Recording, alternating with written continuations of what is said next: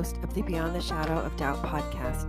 Welcome to episode 25 with Jennifer Senn, a certified life coach who specializes in grief coaching for parents of stillborn babies. Her third pregnancy ended in the stillbirth of twin daughters. This experience proved to try her faith in ways she never imagined. Jennifer shared with me, within minutes of finding out the news that the babies were gone, you instantly fall into this questioning of every single thing in your life.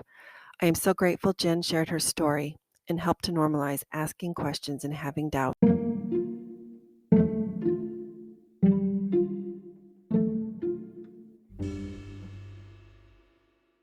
a proud member of the Dialogue Podcast Network. Founder of the Dialogue Journal, Eugene England was a Mormon writer, teacher, and scholar. He once said, "My faith encourages my curiosity and awe. It thrusts me out into relationship with all creation and encourages me to enter into dialogue. My hope is that this podcast is an extension of his vision."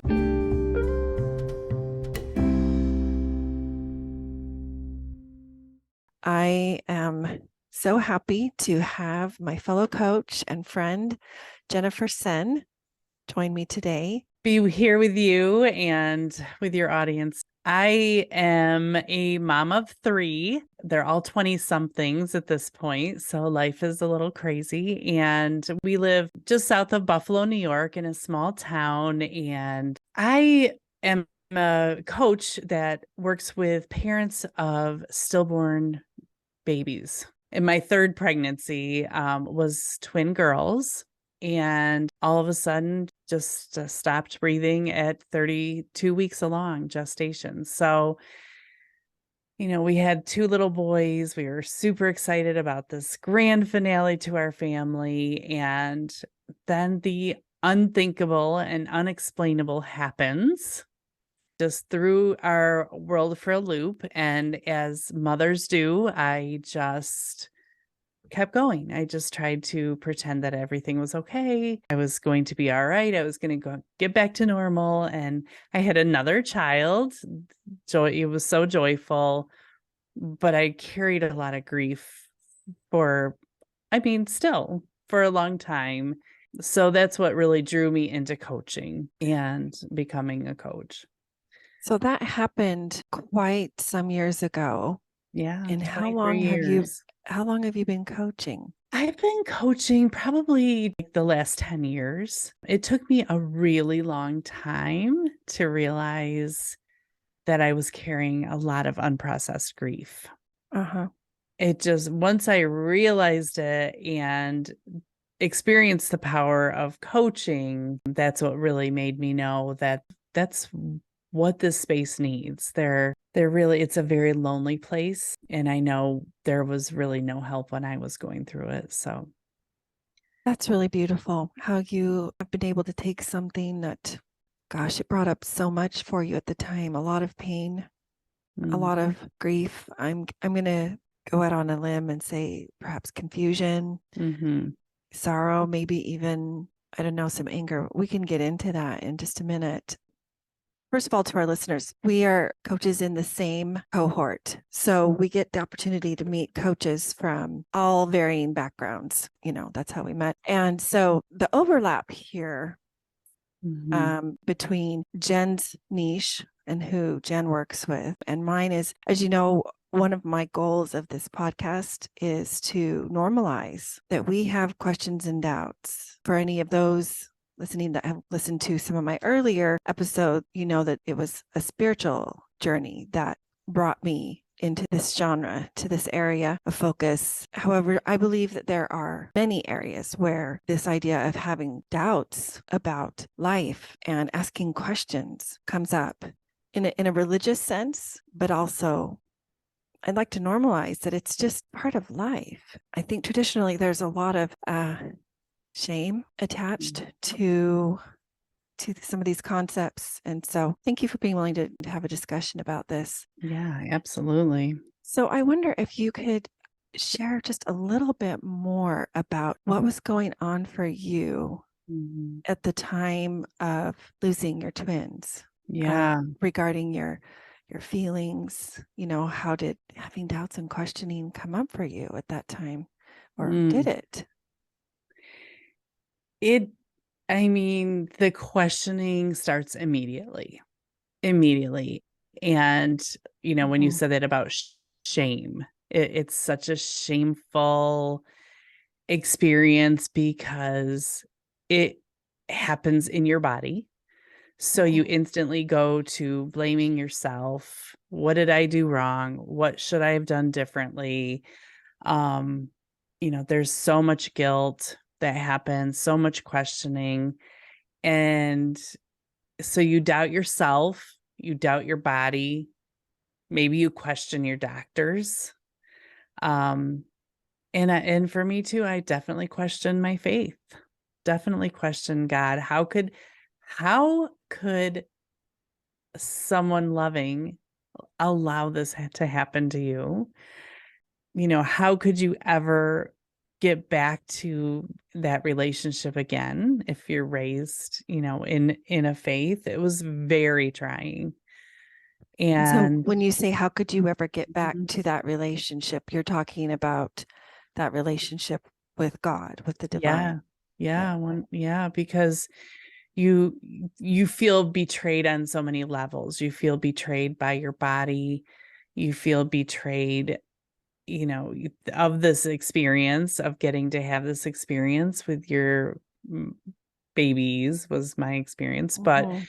then you feel betrayed by this God who you depended on to protect you Mhm. and and just show you the way. And I think that was very jarring, is to really realize that he does show you the way, but it's so not the way you think it will be.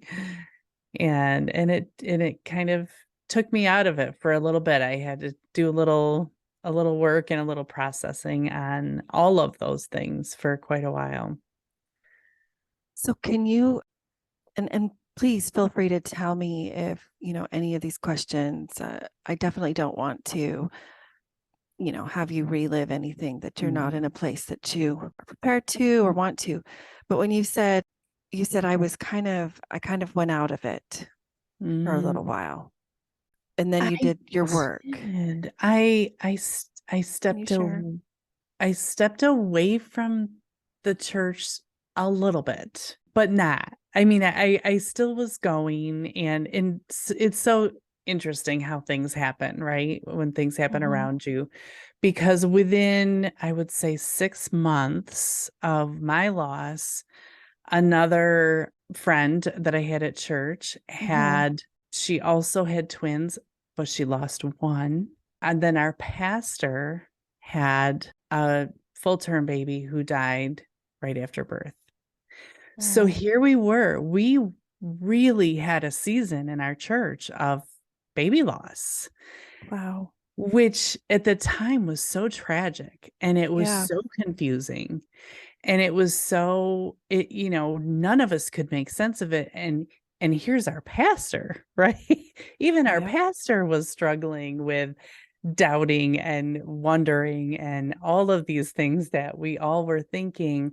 Yet it was such a blessing because it really did keep us together. We definitely knew we weren't alone. It kept us going together.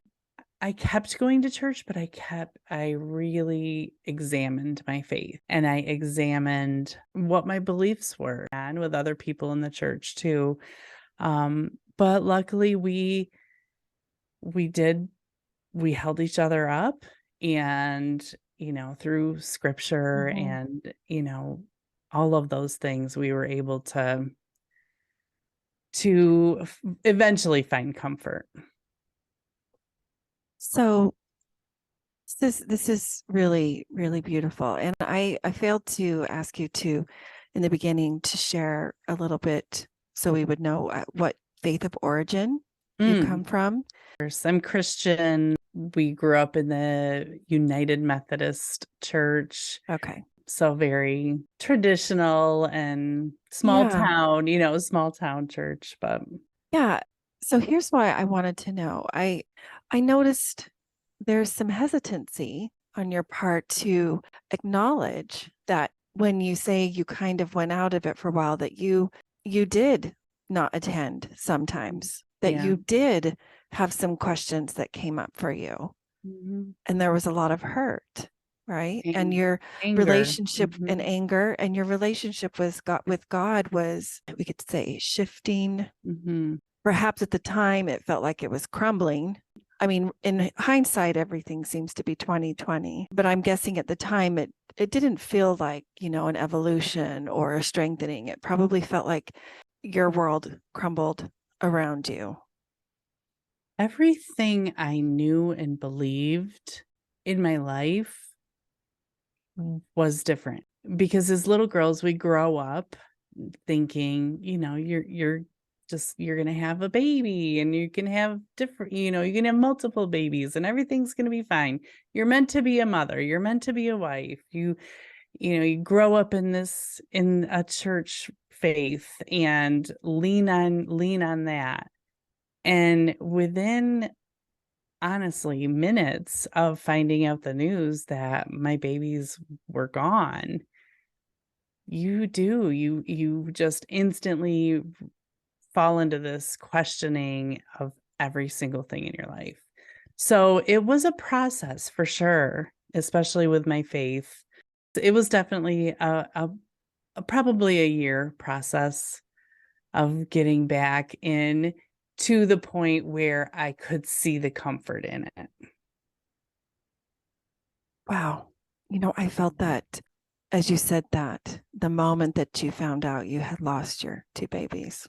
Mhm. And my mama heart felt that. Mm.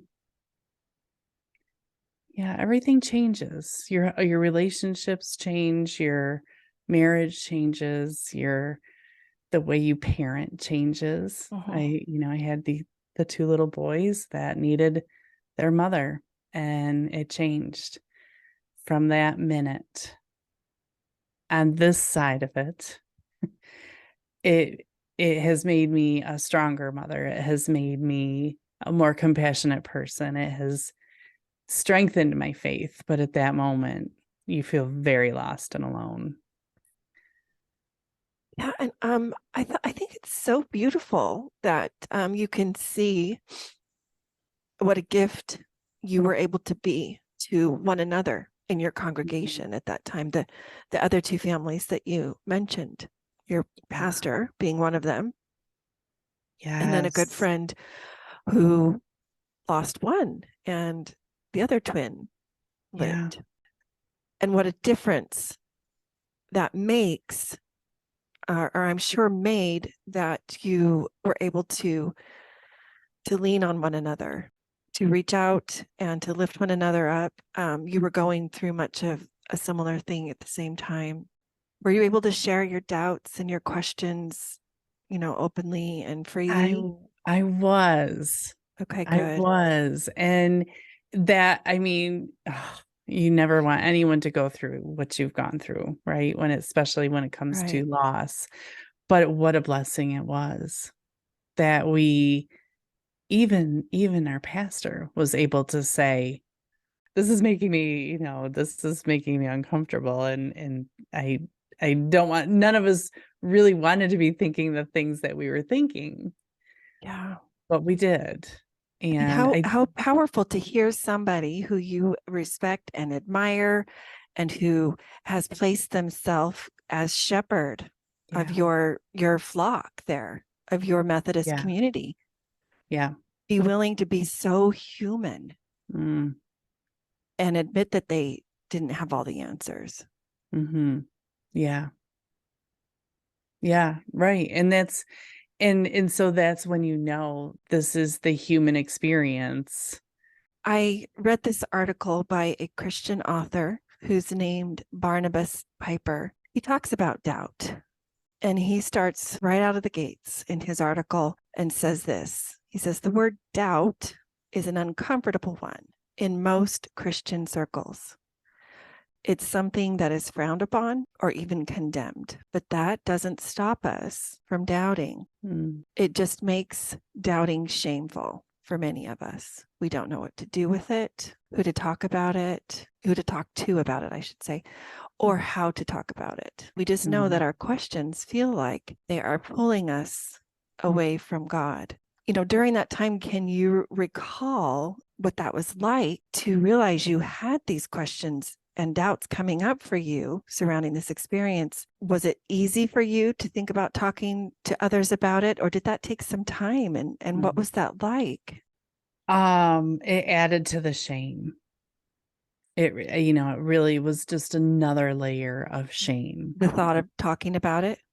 Yeah. Like, how could I think that? And how could I abandon God and my whole upbringing of my faith? How could I abandon that because this happened? And how could I blame him for what happened? There was a lot of shame that came along with it. But I think God is resilient. He's agree. resilient. He was okay with me questioning that, and it was something I needed to do I in agree order with you. to heal. Yeah. I think God can handle all of our emotions. Yeah. And the way that I look at it is, God created them. And I think we would be amiss to not allow ourselves, or to not even acknowledge that, yes, those are all a part of this earthly sojourn that we are all on together. And that's what makes the highs and the lows. Otherwise, we'd just kind of be in this middle ground, and we really wouldn't know that something was joyful or sorrowful or Right. upsetting or calming. There would just be Yeah. the middle, which would be neither.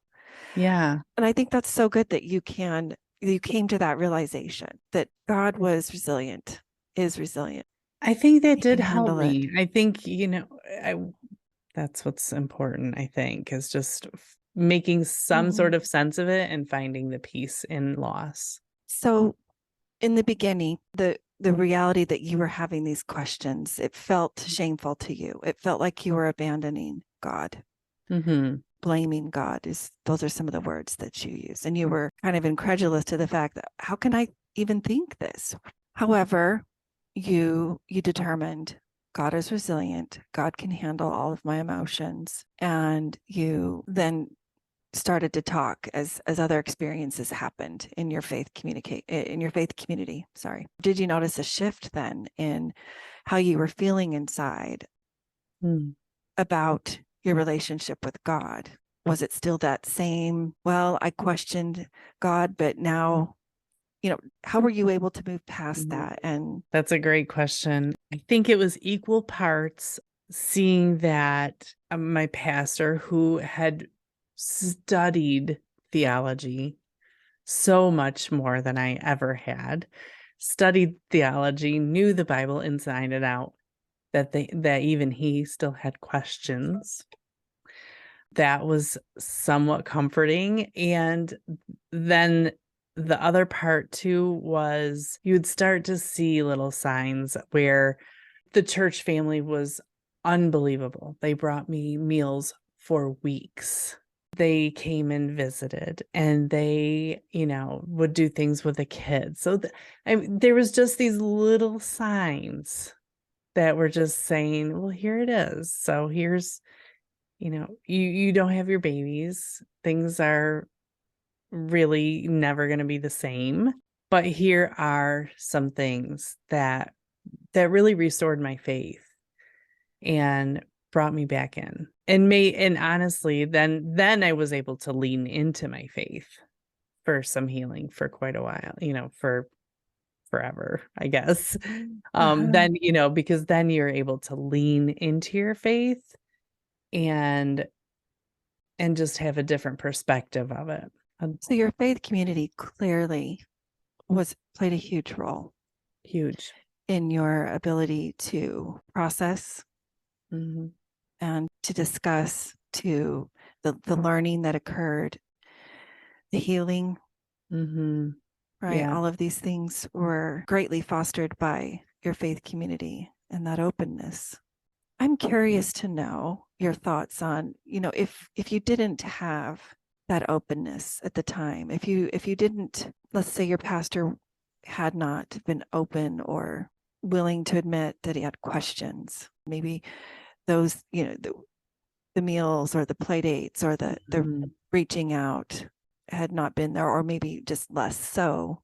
How do you think that would have affected your journey, your evolution? I think it is incredibly isolating. The whole experience is very isolating. By them jumping in the way they did, it made me feel like it was validated. And that's really what's needed. I think any kind of loss, but especially a baby loss where there's no visible baby, is that validation, and to feel like Mhm. that is a big important part of your life, and Yeah. that they were right with you at the time, and then that was made all the difference. I think if they didn't jump in like that, I would have felt judged. Maybe that I Mhm. was certainly that I was having thoughts like I was about my faith. I would have felt judged about being like, "Oh, well, that happens, it's Mhm. those kinds of things happen and you just have to move on." And it's yeah, unfortunately Mhm. that is our culture. So many people just want to dismiss it. I think that's definitely one thing that coaching has taught me is we don't realize just how much we kind of shy away from the tough emotions, from the hard feelings, the difficult ones. We want to jump to the making it better and how can I fix this? Yes, yes, everybody wants to fix. But there are some things that aren't fixable.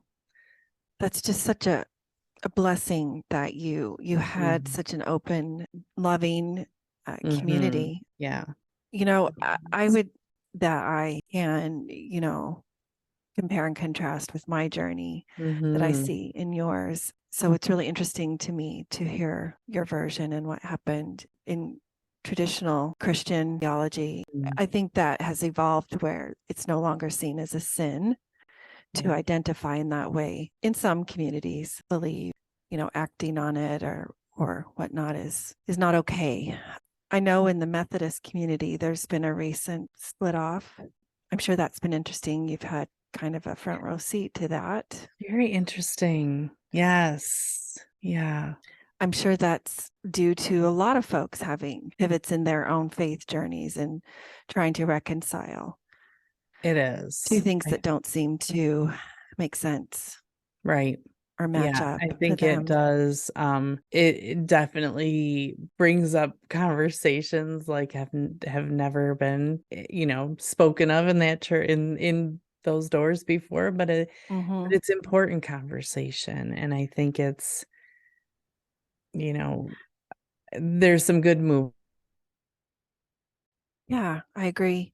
I think that goes back to allowing the uncomfortable feelings, right? We were talking about how people tend to shy away from the tougher feelings, the harder stuff, the things that Mhm. they don't have an answer for. Maybe they're not willing to verbalize out loud, yeah, that doesn't make sense because of the shame, because of the fear of how they're going to be viewed, right? All those things that you Yes. talked about. But I Yeah, think they're so important. And I having do that too. type of a healthy community where you can down and discuss without fear of whatever repercussions, Yeah. because I love, love, love what you said when I asked you, what do you think your journey could have been like if your pastor hadn't been so open-minded and your community at the time, and you said, I felt like my experience was validated. You weren't dismissed. They literally were mourning with you. They were walking that path with you. That's the path of the Jesus that I know. Isn't that yeah, and that's what's so beautiful about it too, right? Like, probably a lot of them hadn't experienced that ever, yet they were able to care enough about me to be able to mourn with me, and I that you're right when you said that, that is really what happened, is they put their own inexperience maybe of the situation to the side, And what they saw was someone was hurting. Right. And I think there's truth to what you said, how, perhaps the older generation might have been responded more like, wow, these things happen. And that's kind of how things were handled, Mhm. right? In the Yeah. silent generation and even the Yeah. boomers. Each generation evolves. Today's young generation definitely is different. They talk about things. They're authentic.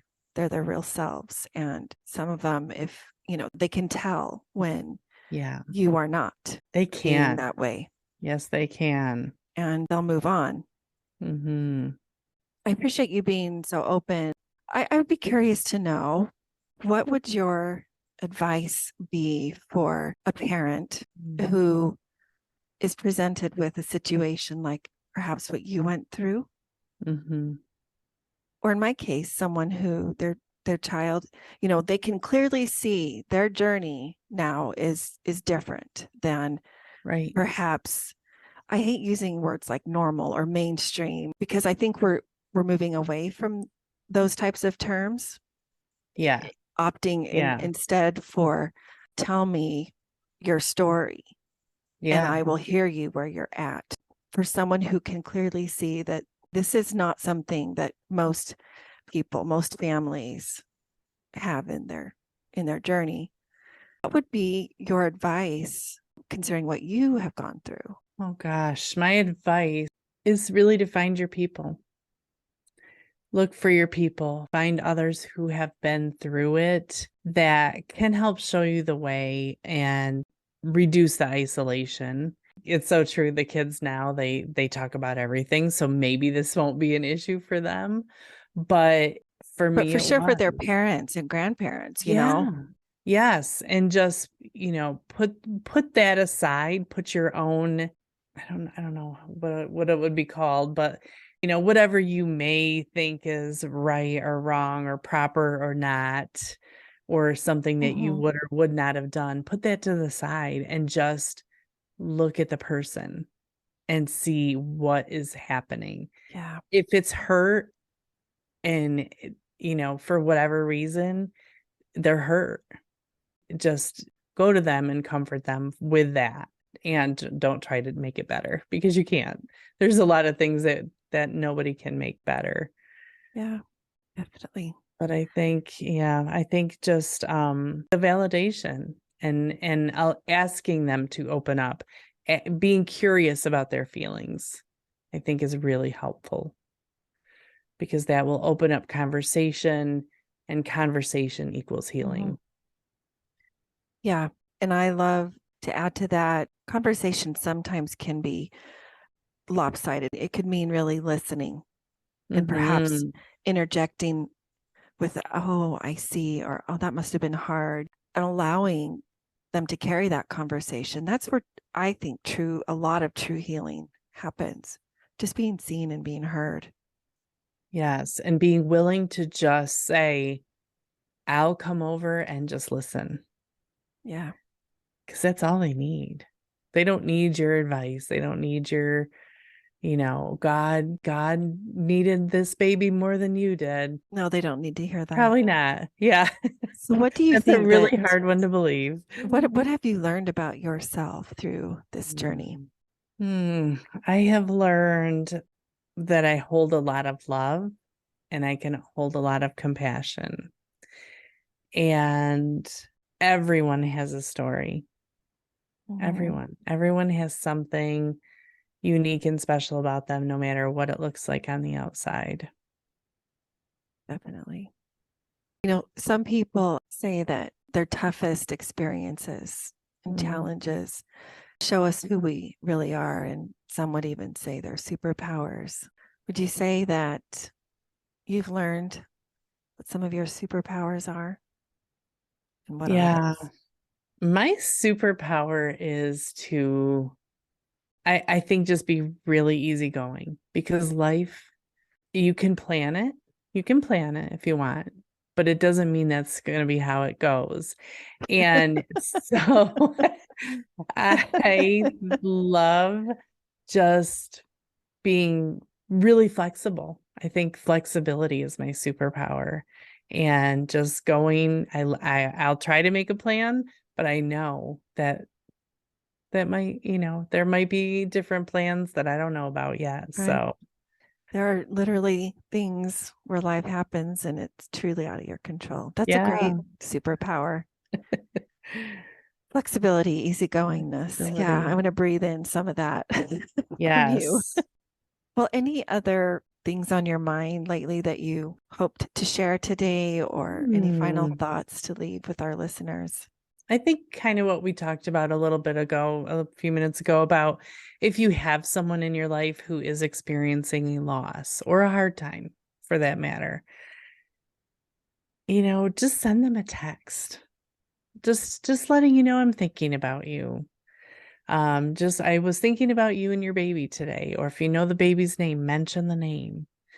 You know, Lost parents love to talk about their babies as much as parents of alive children do. And so just giving them that opportunity and letting them know that you remember this and that it is meaningful to you and that you're thinking of them is everything. That can totally change someone's day. So I always love to tell people that, because I think it's one of those things that most people think, well, I don't want to bring it Right. up. I was just I going to don't want to say that. remind them and I make them think sad. people often think the opposite. Yeah. And it's not, it won't make them sad. I promise. It will make them so happy that you thought of that and remembered it. Wow. So just a text. I was thinking Just a about you, text. thinking about your sweet, and then If you name know the the baby's name, even better. If they didn't have a name, it's okay. I was just thinking about you and in your baby today, and I wanted you to know I'm sending you a hug. Well, I'm glad you said that. I honestly, I'm one of those, I would have probably thought the opposite. So that's good. And I suppose that's the case in anything difficult. I think it is. Yeah, it is that validation. It's that, it just feels good when somebody reaches out and Yeah. just kind of says, "Hey, I Acknowledges that feel life for is you. tough right now, I but see what you're going through, and I'm here yeah. for you." That's it. Well, tell me, what does it mean to you to live beyond the shadow of doubt? That's the name of my podcast. Mhm. And it's kind of a play on words in Christian circles or conservative faith circles, that the term "I know this" or a certain thing beyond the shadow of a doubt, I that came to mean something different to me, that doubt doesn't need to be in this shadow. And that's why I've created this podcast, trying to peel back layers of shame and shed some light on it, that it's a good thing. So what does it mean to you to live beyond the shadow of doubt? I think it means that your life does not have to end or feel like it's uh, damaged, destroyed, whatever word you want to use, just because something tragic happened or something unexpected or something that you didn't plan for. That you still can and are meant to have an amazing life in spite of your hardships, and that they just in their own magical way enhance the really good times. It makes the really good times even better. Wow, that's beautiful. Okay, well, thank you so much. I have my short list here of one word answers, or questions for just one word Mm-mm. answers. Okay, so Okay. just for All fun, right. what is your favorite book? Everything is figure outable. Marie Oh, Forleo. ooh, I love it. Are you an Love her. introvert or an extrovert? Hmm. I think extrovert. Okay, who's your favorite artist? Like music or Any of it, you pick. anything.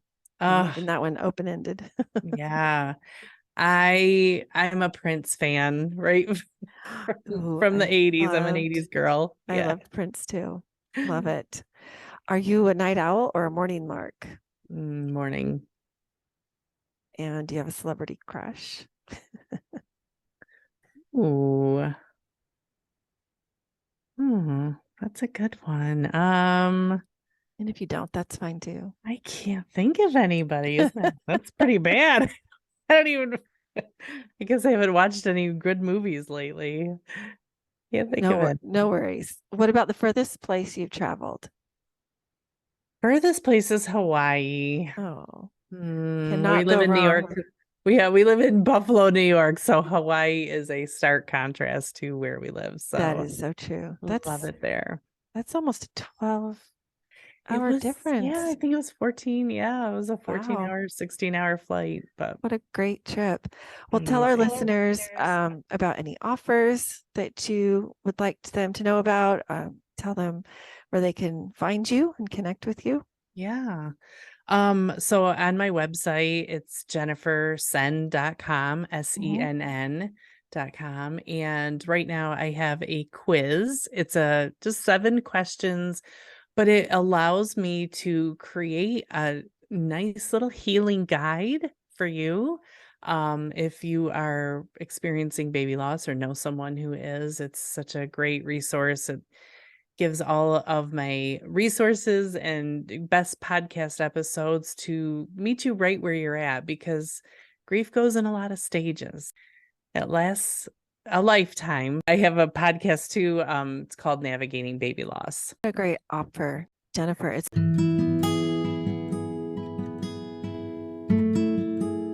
If you are ready to get the care and attention you deserve through one-on-one coaching, I invite you to reach out. Connect with me on my website, meganskidmorecoaching.com, where you can subscribe to get my free Pronouns 101 guide. Sign up for the monthly parent support group I facilitate through the Dallas Hope Charities, and download my free 20-plus page LGBTQ+ resource guide for families. As always, shoot me an email at hello@meganskidmorecoaching.com with any questions or comments about this episode. And please help the podcast grow by following, leaving a review on Apple Podcasts, and sharing it with friends. We're in this together. Until next time, thanks for joining.